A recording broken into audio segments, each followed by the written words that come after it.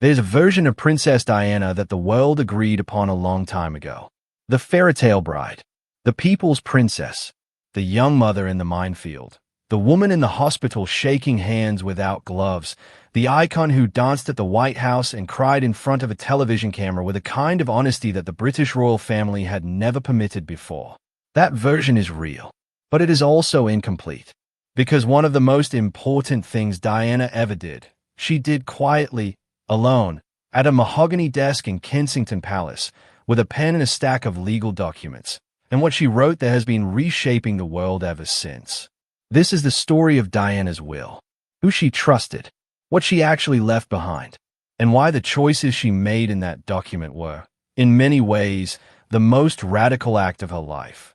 To understand why Diana's will matters so much, you have to understand what the years leading up to it had cost her. By the mid-1990s, Diana had been through a kind of sustained institutional dismantling that few people in public life have ever survived with their sense of self intact. Her marriage to Prince Charles had collapsed in the most public way imaginable. The 1992 Camillagate recordings, the formal separation, the 1995 Panorama interview in which she told Martin Bashir, with quiet ferocity, that there were 3 of us in the marriage. All of it had stripped away the carefully maintained fiction of the fairy tale. The palace had responded by doing what royal institutions do when they feel threatened. They closed ranks, they managed information, and they waited for the trouble to pass. But Diana did not pass. She became, if anything, more present, more visible, and more consequential after the marriage fell apart than she had been inside it. Her charity work accelerated. Her 1997 campaign against antipersonnel landmines, which took her to Angola and Bosnia and put her in front of cameras walking through minefields in a protective visor, helped shift international political opinion in ways that professional diplomats had failed to achieve for years. The Ottawa Treaty banning antipersonnel mines was signed later that same year, in December 1997, 4 months after her death. Her earlier work with AIDS patients, her willingness to shake hands and sit with people at a time when the public still feared casual transmission, had helped change the social conversation around the disease in Britain and beyond. She was, in short, not a woman who accepted powerlessness. And when it came time to decide what would happen to her estate, she approached that task with the same deliberate, unconventional intelligence that had defined everything she had done since she found her voice. Diana signed her last will and testament in June 1993, updated it in 1996 after her divorce was finalized, and by the time she died in Paris on the 31st of August, 1997, her estate was valued at approximately £21 million. That figure included proceeds from her divorce settlement with Prince Charles, the sale of personal jewelry, book deals, and the ongoing value of assets tied to her name and image. The will divided that estate in a way that surprised almost everyone who expected a conventional royal document. The bulk of it, the clear majority, was directed toward charitable causes that Diana had supported personally during her lifetime. This was not the quiet, arm's-length philanthropy of institutional royalty. These were causes she had walked into personally, HIV and AIDS charities, organizations working with landmine survivors, children's hospices, and homeless shelters. The Diana, Princess of Wales Memorial Fund, established in the weeks after her death, eventually distributed over £100 million to charitable causes in the years that followed, much of it in continuation of the priorities she had outlined. Her sons, William and Harry, were provided for through trusts, with a specific structure to provide financial independence as they reached adulthood. These trusts were carefully designed, not simply a transfer of assets, but a deliberate attempt to ensure that her boys would have resources that were genuinely theirs, insulated as much as possible from the institutional machinery of the royal family. But the decision that sent a tremor through Buckingham Palace, through the legal community, and eventually through the tabloid press, was this: Diana named Paul Burrell as the executor of her estate. Paul Burrell had worked for Diana for 10 years, first as a footman to the Queen and then, from 1987, as Diana's personal butler. He was, by every account, her most trusted domestic confidant. He knew where things were kept.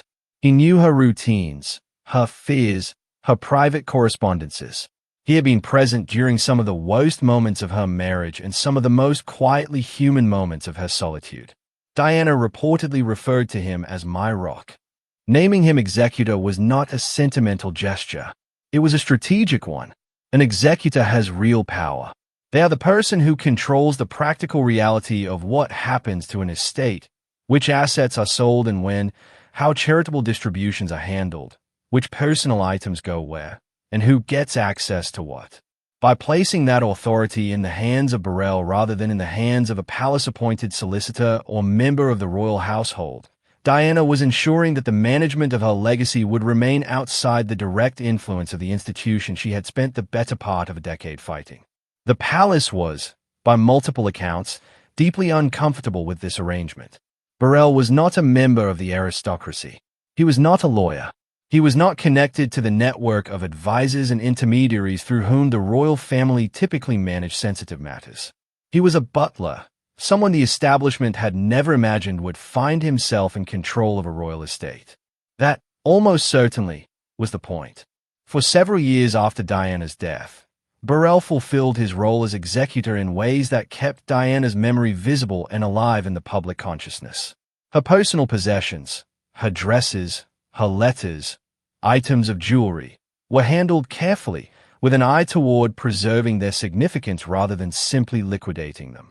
Some items were sold at auction, raising money for the charitable causes she had cared about. Others were retained, catalogued, described. In 2002, Paul Burrell was arrested and charged with stealing 310 items belonging to Diana's estate, including personal letters, dresses, and other possessions. The case went to trial and attracted enormous press attention, in part because Burrell was expected to testify about his relationship with Diana, her private communications, and the inner workings of her final years. The trial collapsed dramatically when it emerged that Burrell had, years earlier, told the Queen that he had taken items from Diana's home for safekeeping, a disclosure that the prosecution had apparently not been made aware of. He was acquitted. What the trial revealed, even in its incomplete form, was the extent of what Burrell actually knew. He had access to letters between Diana and members of the royal family, correspondence with friends and with men she had been close to, and documents that touched on some of the most sensitive episodes of her private life. His 2003 memoir, A Royal Duty, drew on this knowledge and provided a portrait of Diana's interior life that no one else could have written. The book was a sensation. It was also, depending on where you stood, either a faithful act of preservation or profound breach of trust. Prince William and Prince Harry responded to the book with public statements condemning it as a betrayal. Charles reportedly found it deeply objectionable. The palace characterized Burrell's disclosures as a violation of the privacy Diana deserved in death. But there is another way to read it. Diana, who had given the most famous self-disclosing interview in the history of the British monarchy, who had written her own memoir material through the journalist Andrew Morton in 1992, a book that was itself published only after her death, since Diana had provided the material secretly, was not, in life, someone who believed that royal privacy should always win. She had chosen Burrell precisely because he would not be controlled. Whether Burrell's book was what she would have wanted is impossible to know, but the choice she made in her will had consequences, and she would have understood that. For William and Harry, the mother's will was not simply a legal document.